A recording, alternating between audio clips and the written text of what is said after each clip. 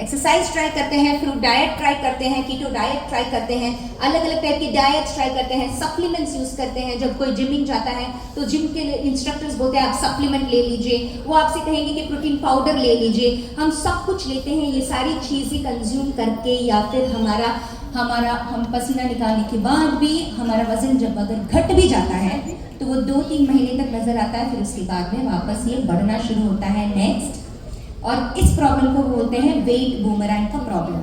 तो ये wait boomerang का प्रॉब्लम क्यों होता है? नेक्स्ट, इसके बारे में ऑफकोर्स सोच के लोगों को काफ़ी ज़्यादा कॉन्फिडेंस के इश्यूज होते हैं, लेकिन क्या वाकई में ये प्रॉब्लम हमारी है? क्योंकि हमसे कहा जाता है कि शायद आप कम डिसिप्लिन हैं, शायद आपने ठीक से एक्सरसाइज किया नहीं, शायद आपने ठीक से डाइट को फॉलो किया नहीं, ये हमसे कहा जाता है। लेकिन क्या वाकई में लेटेस्ट साइंटिफिक रिसर्च ये बताता है कि प्रॉब्लम हम में है? नेक्स्ट, तो नहीं। आजकल के साइंटिफिक रिसर्च जो कि पश्चिम में, जैसे कि कनाडा के एक डॉक्टर है, डॉक्टर जेसन फंग, जो कि एक नेफ्रोलॉजिस्ट है, उनकी एक स्टडी है। उनकी स्टडी के हिसाब से एक रिसर्च उन्होंने यहाँ पर रेफर की है अपनी बुक में। ये रिसर्च है ईट लेस एक्सरसाइज मोर करने वाले लोगों की, जो कि खाना कम करते हैं और एक्सरसाइज ज़्यादा करते हैं, कैलोरी काउंटिंग करते हैं। और दूसरा सेट ऑफ पीपल है जो नॉर्मल डाइट करते हैं। जब इनको कंपेयर किया जाता है तो ये पाया जाता है कि पहले 3 महीने इन लोगों का वजन घटता ज़रूर है, लेकिन बाद में अगर आप देखा जाए तो 9 महीने बाद अगर वो एक्सरसाइज रूटीन को फॉलो भी करते हैं और डाइट को फॉलो भी करते हैं, तो भी, ये स्ट्रिक्टली फॉलो करने वाले लोग हैं, तो भी इनका वजन वहीं पे आके खड़ा हो जाता है जहाँ की नॉर्मल डाइट वालों का। साइंटिफिक रिसर्च ये बता रहा है कि जो फिटनेस इंडस्ट्री आपको बता रही है, काफ़ी हद तक ये लॉन्ग टर्म, मतलब लंबा दूर का प्रॉब्लम सॉल्वर नहीं है। तो लॉन्ग टर्म सॉल्वर कहाँ से आया, किसके पास है? नेक्स्ट, दूसरा ये बताते हैं रिसर्च के द्वारा कि ये जो पर्टिकुलर ईट लेस एक्सरसाइज मोर के चक्कर में जो लोग फंस गए हैं, इसमें 4 इश्यूज हैं। नंबर 1, इससे लोगों का मेटाबॉलिज्म स्लो हो रहा है। मेटाबॉलिज्म स्लो होना यानी कि वजन घटना बंद हो गया है, या वजन बढ़ना अगर बंद हो गया है, इसका मतलब कि पाचन और जिस तरह से हमारा शरीर अपने न्यूट्रिएंट्स को अब्जॉर्ब कर रहा है, उसका जो क्षमता है वो कम हो गया है, मेटाबॉलिज्म कम हो गया है। दूसरा, इससे थकान बहुत महसूस होती है। तो ये तो ऑब्वियस है, क्योंकि सबसे पहले अगर आपको कैलोरी को कम करना है या अपने खाने को हेल्दी बनाना है, तो सबसे पहले हम अपने खाने के अंदर से कौन सी चीज़ को निकालते हैं? बताइए, क्या? कैलोरीज, फैट निकालते हैं। सबसे पहले हम फैट को कम करेंगे, क्योंकि सबसे ज़्यादा कैलोरी फैट में होती है। लेकिन coconut oil, refined rice bran oil, घी, ये सारे फैट्स हमारे शरीर के लिए अच्छे हैं या नहीं हैं? देखिए, आपको भी पता है, बहुत बड़ी ताली होनी चाहिए अपने लिए। देखिए, फैट्स हमारे शरीर के लिए बहुत ज़रूरी है, क्योंकि जब फैट्स हमारे शरीर आपके उसको प्रोसेस करती है तो लेप्टिन नाम का एक हार्मोन वो पैदा करती है, जिससे हमारे ब्रेन को सिग्नल मिलता है कि आपने खाना खा लिया है। जब हमको ये ब्रेन को ये सिग्नल मिलता है, तब जाके बंदा कुछ अनाप शनाप नहीं डालता फिर मुंह में, राइट? लेकिन जब हम फैट्स को ही कम कर देते हैं तो हमें बार बार भूख लगने लगती है, और ये बार बार भूख लगने की प्रॉब्लम भी नंबर 3 है। और जब हमें बार बार भूख लगने लगती है और फिर हम अपने कैलोरी को कम करते जाते हैं, तो हमारा शरीर क्या करता है? थकान महसूस करता है, क्योंकि हमारा शरीर जो है वो प्राचीन है, नया शरीर नहीं है। प्राचीन है मतलब बहुत साल पहले ये डिज़ाइन हो चुका है, और ये शरीर हार्मोन पे चलता है। तो अगर आप खाना कम भी कर रहे हैं तो भी आपका शरीर फैट डिपॉजिट्स करता रहेगा, और ये साइंस बताता है कि ये ज़रूरी नहीं है कि आप खाना कम कर रहे हैं तो आपका शरीर फैट डिपॉजिट्स नहीं करता है। डॉक्टर जेसन फंग की स्टडी भी यही बता रही थी कि इसके बावजूद भी आप खाना कम कर रहे हैं और एक्सरसाइज ज़्यादा कर रहे हैं, तो भी आपका शरीर आपका बचाव करने के लिए ये फैट डिपॉजिट्स करेगा। क्योंकि पुराने ज़माने में ऐसा होता था कि बहुत मुश्किल था खाना पाना, तो शिकार करना पड़ता था, जंगलों में फल फ्रूट अगर कुछ है तो मिल जाता था तो खा लेते थे लोग।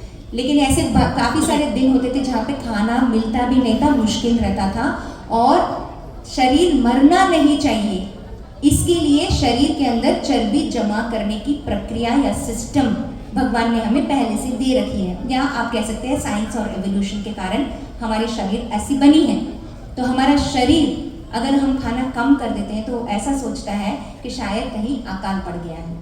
तो पहले 2-3 महीने तो शरीर अपनी बात सुनता है, ठीक है, और वो वज़न घटाने की कोई प्रक्रिया में लग जाता है। लेकिन 3-4 महीने बाद भी आप खाना कम कर दे रहे हैं अपने शरीर को, तो शरीर ये सोच रहा है, ये हार्मोन ये सोचता है कि यार बहुत बड़ा अकाल आया है लगता, बेटर कि अब से हम इसका फैट का और चर्बी डिपॉजिट करना शुरू करते हैं, वरना ये बंदा मर जाएगा। और ये है शरीर का बचाव, डिफेंस मैकेनिज्म जो हार्मोन्स हमारे शरीर में करते हैं। इसीलिए ये चीज़ काम नहीं करता। ये साइंटिफिक रिसर्च इतनी ब्यूटीफुली, इतनी आसानी से हमें ये बता रहा है कि हमारा जो शरीर है केवल इससे नहीं चलता है, हार्मोन से चलता है। नेक्स्ट, तो जैसे कि मैंने कहा हमारा शरीर काफ़ी सारे हार्मोन्स से बना है, ठीक है। तो ऐसे बहुत सारे हार्मोन्स हैं हमारे शरीर में जो डिसाइड करेंगे कि हमारे शरीर की चर्बी कितनी होनी चाहिए, ऑलराइट। और ये सारे हार्मोन्स को बैलेंस में रखना बहुत ज़रूरी है। अगर हार्मोन आपका बैलेंस में है तो आपका वजन घटेगा बढ़ेगा नहीं, आप भी बैलेंस में रहेंगे। तो ये सारे हार्मोन्स जो हमारे शरीर के लिए इतने ज़्यादा ज़रूरी है, ये इनबैलेंस में जाते कैसे हैं। नेक्स्ट, तो इसके लिए हमें ये समझना होगा कि प्राचीन मानव और आजकल जो मॉडर्न मानव है, इन दोनों की लाइफस्टाइल में बहुत बड़ा अंतर आ गया है। नेक्स्ट, और ये अंतर कहाँ से आया है? सबसे पहले तो सिविलाइजेशन आई, ठीक है। आप ऐसे समझे कि 2000 साल में तो बहुत ज़्यादा अंतर आ गया है। प्राचीन मानव का जो शरीर है वो मिलियंस ऑफ ईयर्स, मिलियंस को क्या बोलेंगे हिंदी में, लाखों करोड़ों साल पहले ही हमारा, बिलियंस ना, लाखों साल पहले ही हमारा बॉडी डिज़ाइन हो गया, ठीक है। लेकिन आज जो मॉडर्न मानव है, पिछले 2000 साल में बहुत सारे चेंजेस आए हैं हमारे लाइफस्टाइल में। सबसे पहले तो जो वेस्टर्न सिविलाइजेशन आया, ठीक है, ये जो पश्चिमी सिविलाइजेशन, हमारा सिविलाइजेशन तो काफ़ी पुराना है, उससे भी ज़्यादा पुराना है। हमारे भारत का सभ्यता बहुत पुराना है, हमें गर्व होना चाहिए हमारे सभ्यता पे, क्योंकि हमारे सभ्यता में नेचर के अगेंस्ट जाना ऐसा बहुत कम हुआ करता था। आजकल आर्कियोलॉजी के थ्रू ये प्रूव हो रहा है कि हमारी सभ्यता उससे भी पुरानी है। लेकिन अगर हम पुरानी मैसेजेस के द्वारा भी अगर जाए तो हमें ये पता चलता है कि 2000 साल पहले सिविलाइजेशंस आई, ठीक है। और सिविलाइजेशंस के कारण वेस्टर्न सिविलाइजेशन में नए अनाज आए, जैसे कि गेहूं, चावल, जो पहले हुआ नहीं करते थे। इसके पहले क्या होता था? बाजरा, रागी, ज्वार। बहुत बड़ी ताली होनी चाहिए अपने लिए, ताली। देखिए कितना कुछ जानते हैं आप।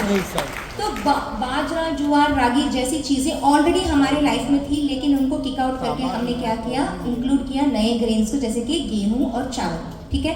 तो गेहूं और चावल का खुद का एक प्रॉब्लम है, इसमें होते हैं लेक्टिन्स, इसमें होते हैं ऐसा जहरीला पदार्थ जो हमारे शरीर को धीरे धीरे मोटापे का तरफ ही नहीं, बीमारियों की तरफ भी लेके जाता है।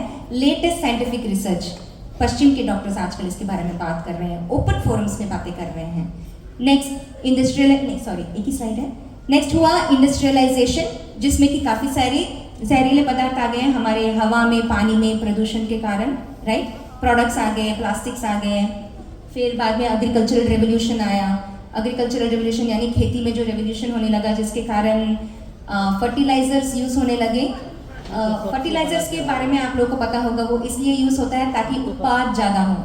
तो जो मिट्टी जिसमें सारा विटामिन, मिनरल और सारी न्यूट्रिएंट्स भरी पड़ी थी, जिस मिट्टी से पहले हमारा प्राचीन फल आता था जो पूरा भरपूर था विटामिन और मिनरल से, आज उससे कंपेयर करें तो फर्टिलाइज़र के द्वारा जो मिट्टी खो चुकी है अपना विटामिन और मिनरल, और फर्टिलाइज़र डाल के उसी मिट्टी से हम फल निकाल रहे हैं। तो इस फल को और उस फल को अगर हम कंपेयर करेंगे तो आजकल के फल में विटामिन मिनरल काफ़ी कम है। हमारी सब्जी, हमारे खाने में जो तत्व होने चाहिए वो काफ़ी हद तक घट गया है, ठीक है। और दूसरा पेस्टिसाइड फिर आ गया। पेस्टिसाइड के कारण पेस्टिसाइड कीटाणु मारने का दवाई, राइट। तो ये एक बहुत बड़ा टॉक्सिन है। ये जब हमारे शरीर में जाता है तो ये हमारे आंतों के कीटाणु को मारता है। तो हमारे आंतों के कीटाणु बहुत ज़रूरी होते हैं, इसके बारे में भी हम बात करेंगे, ठीक है। ठीक है। फिर नेक्स्ट हुआ ग्लोबलाइजेशन, जिसके कारण थैंक यू कि हमको मेकअप मिल गया, लेडीज़ को परफ्यूम आ गया हमारे लाइफ में, तो ऑफ कोर्स बहुत खुशी की बात है। लेकिन इसके साथ आगे बहुत सारे दूसरे जहरीले पदार्थ हमारे डे टू डे लाइफ में, हमारे साबुन में, हमारे बर्तन मांजने के साबुन में, हमारे फ्लोर क्लीनर में, दिन ब दिन के लाइफ में इतने सारे टॉक्सिन्स आने के बाद आप सोच रहे हैं कि हमारे हार्मोन क्यों आउट ऑफ बैलेंस जा रहे हैं, क्योंकि ये सारे एंडोक्राइन डिसरप्टर्स हैं। एंडोक्राइन डिसरप्टर्स यानी कि हार्मोन को इम्बैलेंस में लाने वाले टॉक्सिन्स हैं। तो ये जब टॉक्सिन छोटी छोटी मात्रा में हमारे शरीर में जाते हैं तो पहले तो हार्मोन को इम्बैलेंस देते हैं और फिर बीमारियां देते हैं। इस बीच अगर आप लकी हैं तो ये आपके स्किन, वजन और बालों के हेल्थ में वो नज़र आएगा। आप तब संभल जाएं और डीएक्सिन के प्रोडक्ट्स को यूज़ करना शुरू कर दें तो शायद आप आने वाली बड़ी बीमारियों से बच सकते हैं।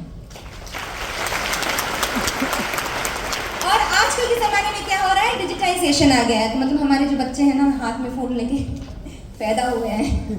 ये हो गया है कि इतने सारे इलेक्ट्रॉनिक्स और इलेक्ट्रिकल आइटम्स आ गए हैं। अब इतनी सारी लाइटिंग है, ये सारा ब्लू रे ये जो जा रहा है हमारे शरीर के अंदर, ये हमारे शरीर को अंदर से इम्बैलेंस देता है। It affects our body, mind and increases stress in the body. और हमें मैं इसलिए ये बता रही हूँ आप लोगों को, इसलिए आपको जागरूक होना है कि डिजिटाइजेशन के बाद जो रेडिएशंस आए हैं हमारे जीवन में, इसके कारण ना केवल हमारे आने वाली जो पीढ़ियाँ हैं इससे बहुत ज़्यादा ग्रसित होने वाली है। और ये जो बीमारियां जो आप देख रहे हैं 40 और 50 की उम्र में लोगों को आ रही हैं, ये सारी बीमारियां हमारे बच्चों को 30 की एज में आने लगेगी, 30 की एज में आने लगेगी। तो हमें इस बारे में जागरूक होना ज़रूरी है। नेक्स्ट, तो जैसे कि मैंने आपसे कहा, जब ये शरीर में टॉक्सिन्स जाता है और हम स्ट्रेस रहते हैं, जैसे कि मैं थी, जैसे कि योगी जी थे, जैसे कि आप सब भी होंगे, बहुत ज़्यादा स्ट्रेस होता है काम का। तो स्ट्रेस और टॉक्सिन्स जब शरीर के अंदर जाता है तो अलग अलग हार्मोन डिसरप्ट होते हैं और अलग अलग हार्मोन्स अलग अलग वे में दूसरों की अलग अलग बॉडी में नजर आते हैं। तो अलग हार्मोन्स का अलग अलग टाइप का ये मोटापे का प्रॉब्लम। थायराइड का इम्बैलेंस सुना है सबने? आपने देखा होगा कि थायराइड के पेशेंट्स है तो बहुत पतले होते हैं तो बहुत मोटे होते हैं, हार्मोन का इम्बैलेंस है। ये फिर मेनोपॉज में लेडीज़ को लोअर बॉडी में वेट, वजन बढ़ने लगते हैं, ये देखा होगा आपने। हाँ, एक उम्र के बाद लेडीज़ को वो इस्ट्रोजन यानी कि ओवरी का, वो भी एक हार्मोनल इम्बैलेंस है। ऐसे बहुत सारे हार्मोनल इम्बैलेंसेस है, उसमें सबसे बड़ा है इंसुलिन रेजिस्टेंस, जिससे ग्रसित सब लोग हैं आज।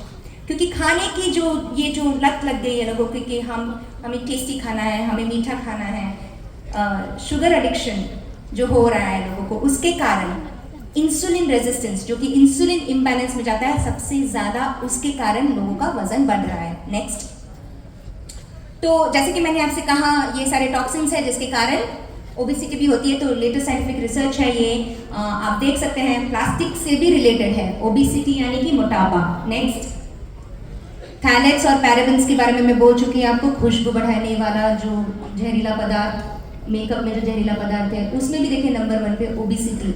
नेक्स्ट, फिर पेस्टिसाइड्स मैंने आपसे कहा कि पेस्टिसाइड जो कि कीटाणु मारने की खेती में यूज़ होती है दवाई, जब वो हमारे शरीर में थोड़ी सी भी मात्रा में अगर बाई मिस्टेक अगर हमारे शरीर में चली जाए तो वो हमारे आंतों के कीटाणुओं को नष्ट कर देती है। नेक्स्ट, आंतों के कीटाणुओं के बारे में काफ़ी बातें होने वाली हैं नेक्स्ट स्लाइड में। उसके पहले मैं आपको बताना चाहूँगी ये जो न्यू एज ग्रेन्स यानी कि गेहूँ, चावल, न्यू एज के जो अनाज हैं, तो गेहूँ तो सबको पता है कि मैदा नहीं खाना है, राइट, क्योंकि मैदा में ग्लूटेन है, वो हेल्दी नहीं होता है वगैरह वगैरह। लेकिन क्या आपको पता है कि होल व्हीट यानी कि आटा जो हमें लगता है कि बहुत हेल्दी है, उसमें व्हीट जर्म एग्लूटिन नाम का एक विषैला पदार्थ होता है जो धीरे धीरे हमारे शरीर के अंदर जब वो एंटर करता है तो हमारे आंतों के थ्रू वो गली बना के निकल जाता है और हमारे सेल्स को जाके अटैच हो जाता है। और फिर वो सेल को अटैच होने के बाद हमारे सेल को